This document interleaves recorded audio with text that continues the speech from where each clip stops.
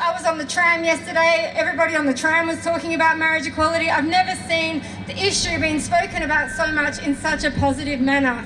And I think to see a rally like this with at least 15,000 people, I think it really shows everybody out there that might be feeling underconfident because of the hate speech. It shows that we've got their back and we've got each other's backs, and we're here to make sure that we see that yes vote gets across the line. Equal Love started in 2004.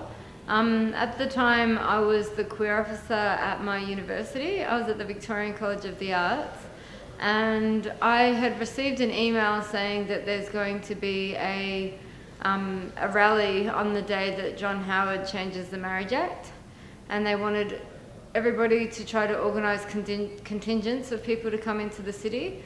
And because I was a queer officer at my university, I was asked to get a student contingent from my university. And so I put a call out, and on the day they changed the Marriage Act, we marched to the city, and we were part of the first ever rally in Melbourne against John Howard changing the Marriage Act to say that marriage should only be an institution between a man and a woman to the exclusion of all others. There was probably 100 to 200 people max at that first rally. Even though it was small, it felt really strong.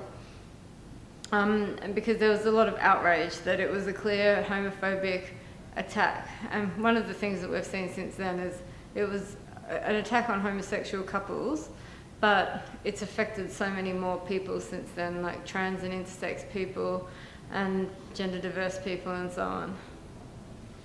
I easily got involved with the Equal Love campaign by picking up the phone and calling the team behind Equal Love and offering myself if they needed any help nearly 10 years ago. And I was asked if I could help out with the PA, and went and attended that rally and helped out, and then went to my first meeting with the group the following week, and decided that this was going to be something that I was going to work on. And I guess we all thought back then that we were on the cusp of reform and legislation to extend to marriage equality and allow anyone to get married. So I guess I thought I was committing to something that was going to happen very soon, but here we are, and the campaign's now run for 13 years, and we're still fighting. Well, I first got involved with Equal Love when I moved to Melbourne in 2009. I had been going to rallies about marriage equality since 2004, when Howard amended the Marriage Act. Well, I remember it was raining and it was extremely cold because it was August, and that really matched the mood. I think that people felt that it was atrocious that Howard had done this, and people were quite shocked. People hadn't really known that this was on the cards, and so yeah, I guess shock and anger. It was on the one hand shock and anger, but also a sense of, well, there's other people that feel the same way, so maybe we can do something about this bad situation. And you know, there's other issues where you protest for year after year and you don't make any progress. Like if you think about the treatment of refugees, you know, we've been protesting about that situation for a long time, and it's actually gotten worse. The treatment of refugees has gotten worse despite a significant protest campaign.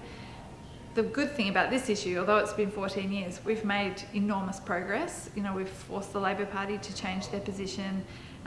We've successfully encouraged a lot of prominent organisations to come out in support of equal rights, and now we're even affecting a Conservative government, which is quite incredible. I was up the night before putting together my own same-sex marriage t-shirt, and I was very inspired by the activism. I'd been to gay rights activities at university, but not in such mass number. They weren't as big as the rallies have become, but there's still potentially, you know, 1,500 people, and that was significant 10 years ago. It was a really eye-opening day to see that there was a lot of people out there championing this, And I always remember the day because when I returned home, I literally just laid on the couch, when I received a phone call that my father had passed away. So I'll always remember my first Equal Love rally because it was the day that my dad died. So I guess that kind of, has always played a significant, cemented that date as being really significant.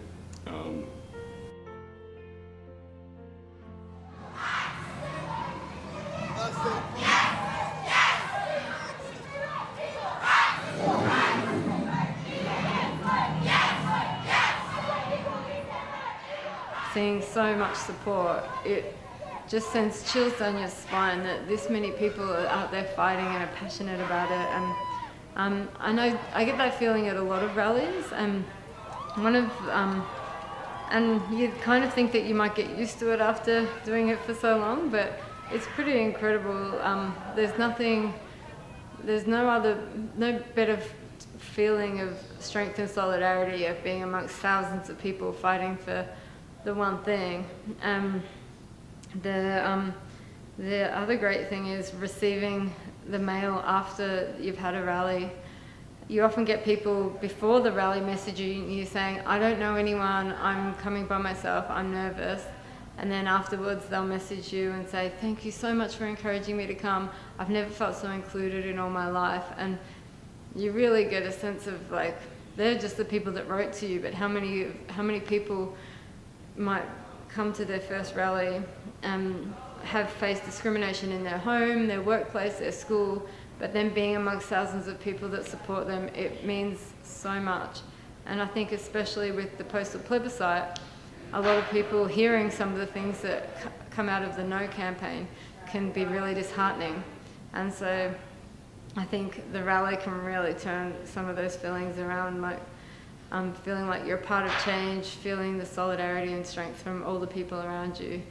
Marriage equality, we want no less. How are you going to vote? Yes, yes, yes. Marriage equality, we want no